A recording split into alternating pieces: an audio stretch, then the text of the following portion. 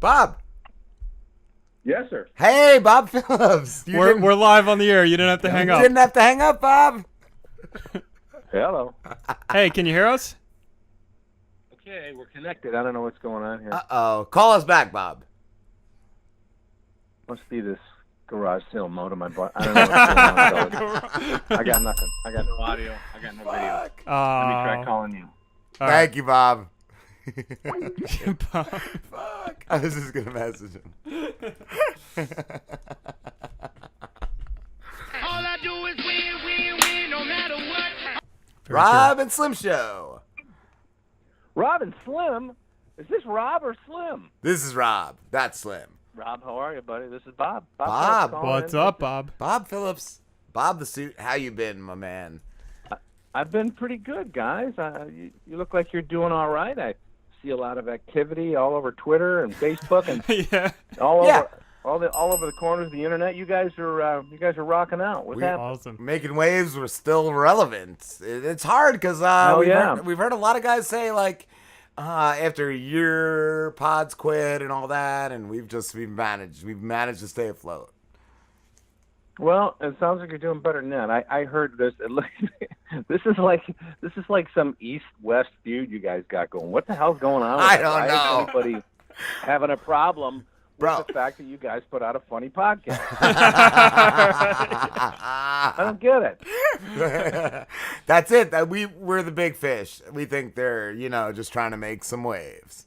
They're trying to get their flippers in. Well, I just want to tell you, I don't know why, but I'm having trouble with the video feed here. So while I'm talking to you, I'm just Googling pictures of Ryder Girl. Is that okay? Can I do Ryder Doll, that? yes. RyderDoll.com, yes. And call her at 1-800-TO-FLIRT. If you tell her you heard her on the Rob and Slim Show, I think she gives you like 5 free minutes just to check it out. Yes. No, that can't be real. Is that right? 5 free minutes? Yeah. Sometimes I only need like 2.5.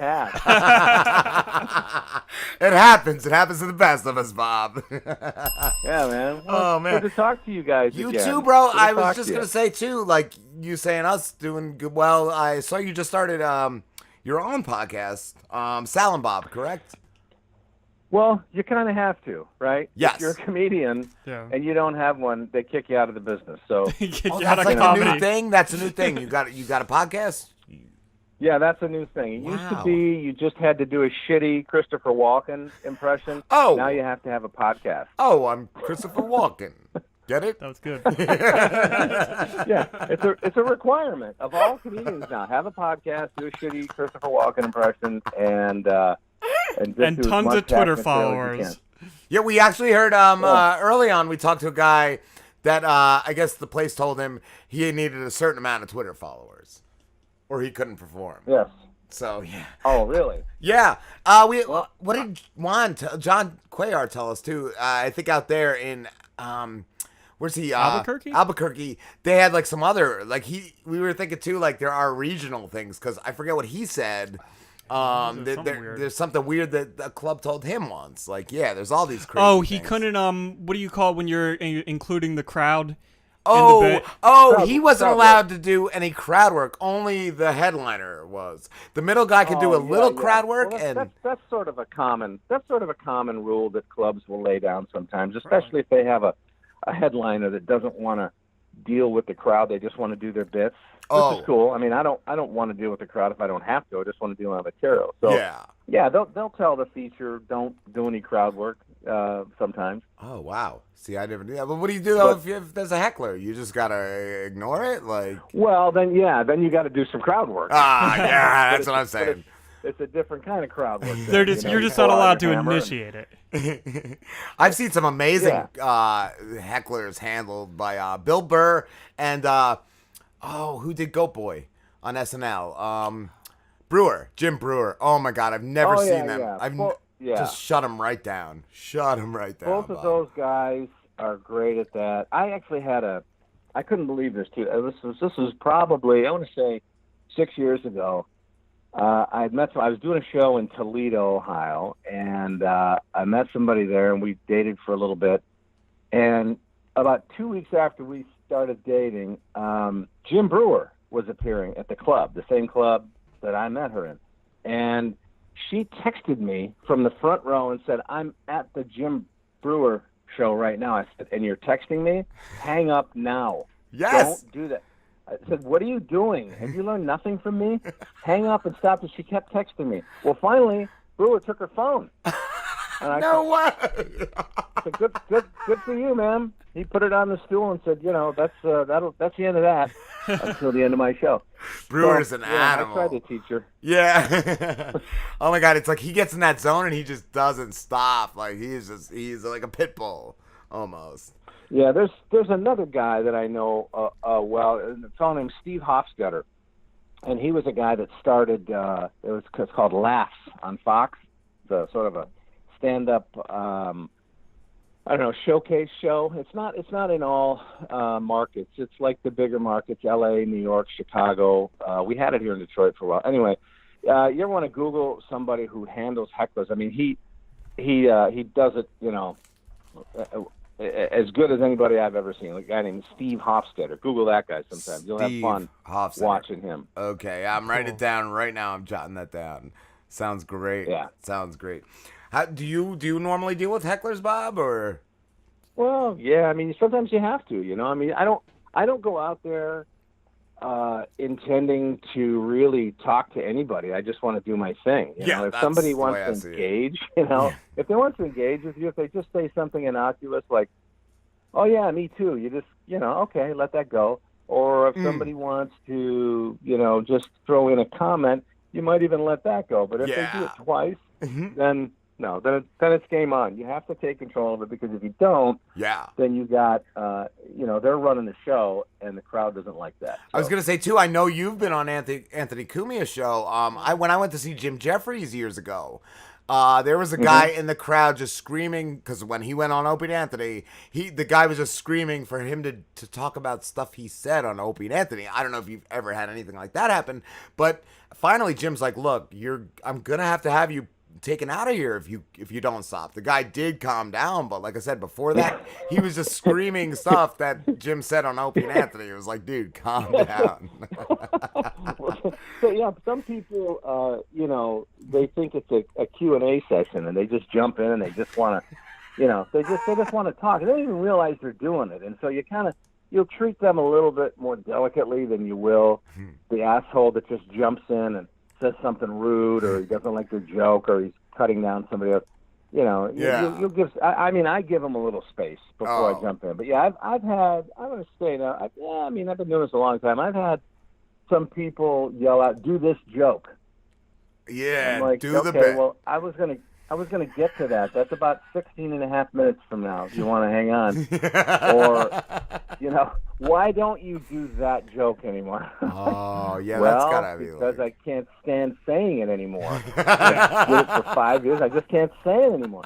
So, wow. I don't know. Yeah, once in a while. I mean, I'm not a big name, so I don't get all that. Hey, tell me what you said on your HBO special. I'll be like, I don't know what you're talking about. Anyway, but yeah, I mean, you go out there and you anticipate that you might have a heckler, but I never go out, trying to egg people. I just want to have a good time. Yeah. I want people to have fun. Cool. I was gonna say too, your show though that you do, your co-host Sal DeMilo, he's a comedian, correct? Yep, Sal's a longtime comedian. He's been in this racket for about 20 years, and we put this show. And thanks for asking me about it, by the way. I wasn't going to mention it, because we're kind of. Well, there's no competitors in this business. You can listen to all the podcasts you want today. But so thank you for dude, that. I love the concept. You guys go to steakhouses. Like, that's what I was going to say. Like, Are you eating during it? Do you talk to the crew, that works there? Or I love it. We don't eat during it. What we do is we go in and we hang out and we talk about, the first thing we do is we talk about a one-hit wonder that we both like. Some cheeseball song from 1973, like Kung Fu Fighting or Seasons in the Sun, some awful drag song like that. And we talk about the history of it and, the funny little things about it. Cool. And then we play, a little bit of it. And then we look at the menu, we order our meals and stuff. We talk about the steakhouse. We try to go someplace that's unique, that we would want people to go to. Yeah. Like we don't go to Outback, right? Someday we might, but it's some hole in the wall, or maybe it's a bigger place. But then we order, and then we talk about we crack jokes and we talk about what clubs we played the previous weekend. We have this thing that we like that we call it the wine list, since we're at a steakhouse, but it's WHINE. It's whatever we're complaining about that day. So it's just a half an hour. I mean, it's a half an hour once a week. It's nonsense. We got about 12 shows in the can. Cool. Nothing like you guys. I mean, you guys are warriors. So we got, I don't know. We're just seeing how it works out. We're getting some good feedback from people, and it's been fun so far. So I listened a little last night, and I really enjoyed it. Bob, is it a different steakhouse every time? Yeah, every time. That's every awesome. Time. Yeah, cool. One time we had to do a show. We did a show in Kansas City for Hallmark, and so we decided, well, it's late. We're going to set up in a Waffle House. And so we did a show from a Waffle House, and that was fun. From the inside or like the parking lot? Say again? From like the inside or like outside in like the parking lot? No, inside. Oh, inside. That's great. Yeah, we freaked everybody out. They thought that, I'm walking in a suit. Just like they bonus. thought I was a health inspector. I hope you had a They were clipboard. going to wind up on cops. I hope you had a clipboard, Bob. Yeah, we had, it's just a goof. It's just a complete goof, and we try to. That's great. We try to keep it right around 30 minutes so people can listen to it to or from work, and it's just. I mean, you have to. It's like you guys. You know what you want to talk about during your show, and you map it out. You know what guests you're having on. You know what you're going to talk about, basically. Yeah. But you keep it loose enough to have fun, and that's what we do. Yes. I've had people, too, tell us they know how much work is put into the show, but it still seems like there's nothing. Like, I took that as a compliment. Like, yeah, it just seems effortless, but I did a lot of work, to do the show. Oh yeah, I know you guys work. It's not. This isn't the only time I look you guys up. Yeah. During the year, I see your shows and I follow your Twitter feed and we interact. It is a lot of work. I mean, it's like anything else, right? The pros will tell you. The good ones make it look easy. So that's always my goal. Yes.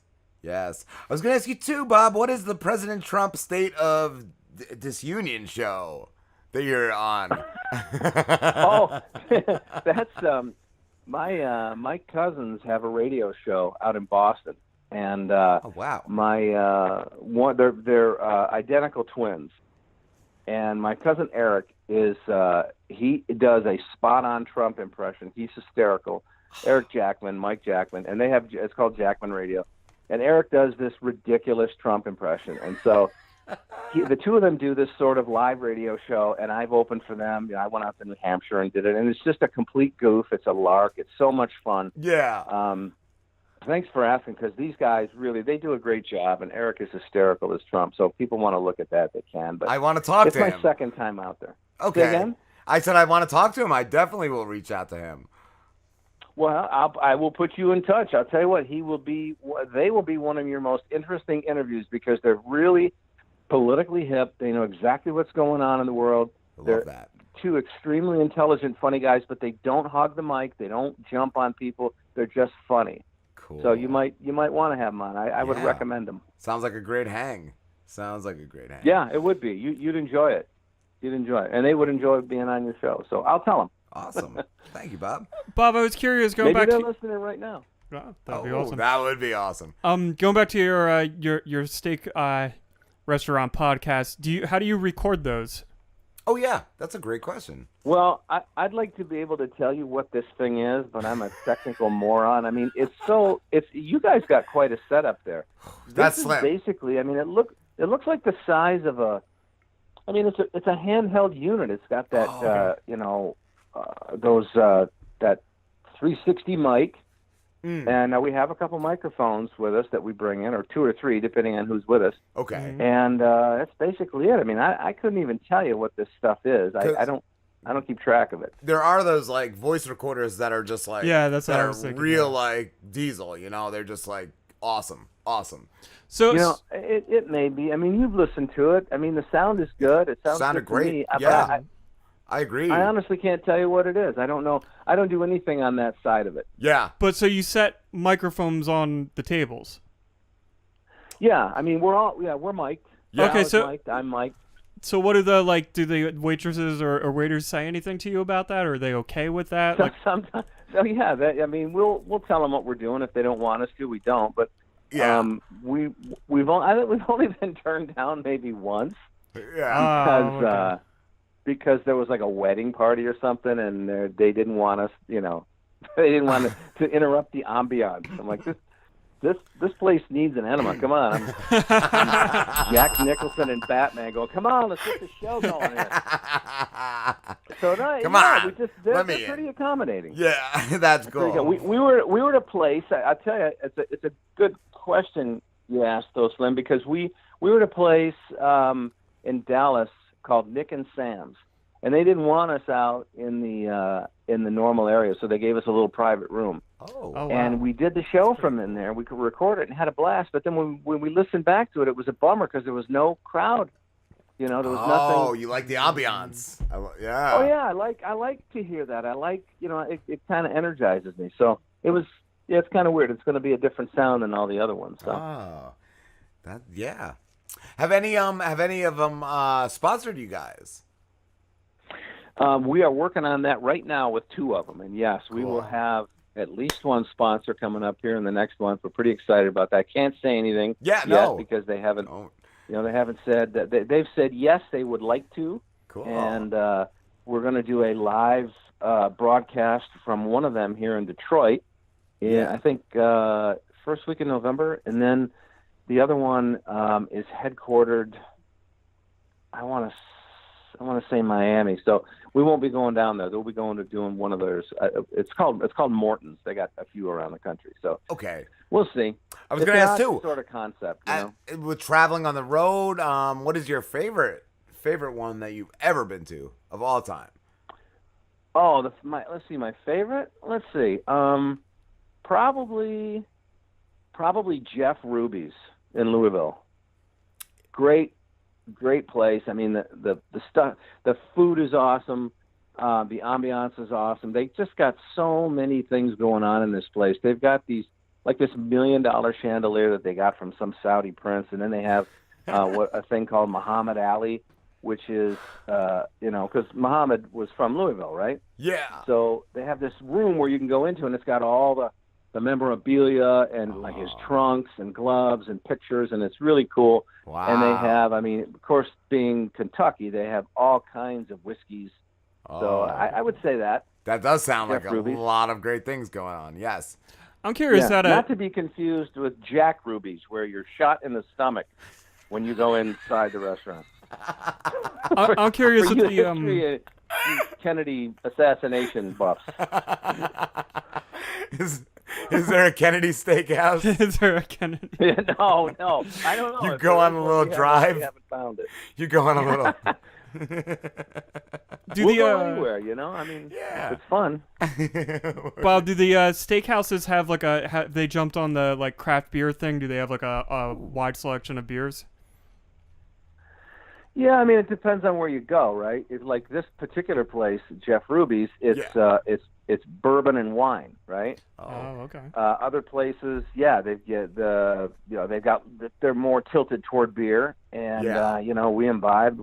We tell people exactly what we're ordering, what we're drinking. It's kind of ridiculous. No, I love it. I like it, I was going to yeah. ask you too. What is the perfect accompaniment to a steak? Do you like a beer or do you like a glass of wine? What do you prefer? I like a glass of red wine. I'm not a wine snob. Probably the best. The most expensive bottle I'll ever order is it's called Camus. It might be $60, $70, but it's there's another one. Louis Martini Cabernet. That's a $20 bottle of wine, and it's just great with anything. So okay, I do that. Awesome. I do that. But we got a little lit on mint juleps down at Jeff Ruby's. We had fun there. So I like that. That's just a whiskey and a mint stalk. So you're getting your vegetables. I have one more question about steakhouses. Slim is 'cause loving the I love. steakhouse. Yeah, Yeah, man. I don't think I've ever actually been to a steakhouse. So I have been once, up north when I lived up north. So when you go to a steakhouse, you get a steak. Is there a different plate for it? What? You could probably get shrimp with it, right? You can get anything.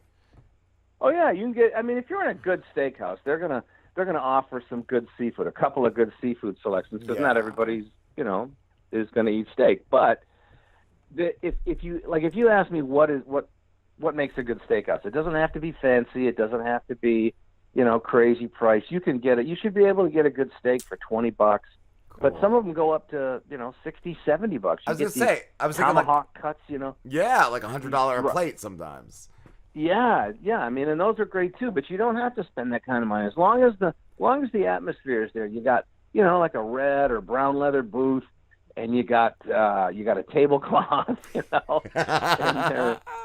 there's more than one person waiting on you, and they've got a good variety of good steak. Yeah, it's a good time. Awesome. That's what I was gonna ask too. Like, just does do certain ones offer better cuts of meat, like that kind of thing? Oh yeah. I mean, you go to places that only, like I had a steak. Where were we in this one? I think it was Morton's, and I got this, and it was up here in Troy, Michigan, and I got this. It was called Wagyu beef, Wagyu, and I'd heard about it. I'd never had it before. It's Korean beef. Wow. And it's very fatty and very marbling. They feed it to fatten it up. And then like Kobe beef, you know about that. I mean, they actually feed the steer beer. Yes. And they massage. They massage these animals with like so lotion, right? Yeah. Yes. That's I'm amazing. Not say where they massage them, but prostate massage. The end result is it's ridiculous steak. So that's at the real high end places. But you know what? You don't need to go, like that to get a good steak. You can go. Hell, you can go to. You guys got Waffle Houses, right? Yeah, well, not here, but yes, no, not too far south. I think there's some. You know what? We have diners. We have diners. We have IHOP. We have diners and franchises. What about a country fried steak?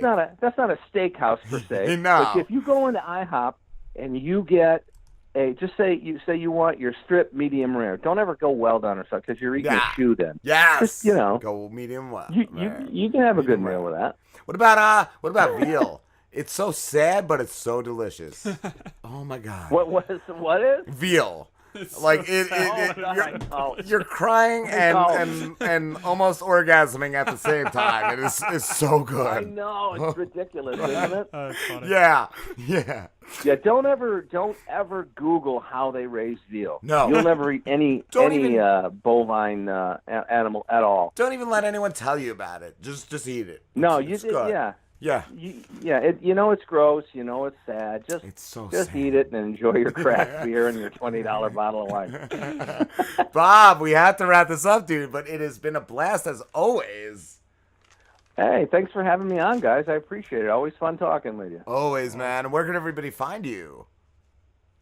Well, you can look me up on the web, bobphillipscomedy.com. You can hit me up on Twitter at BobTheSuit. And, of course, the new show is at Sal And Bob Show. And Sal's Twitter is at SallyD08. And that's, my God, if they can't find us there, we're unfindable.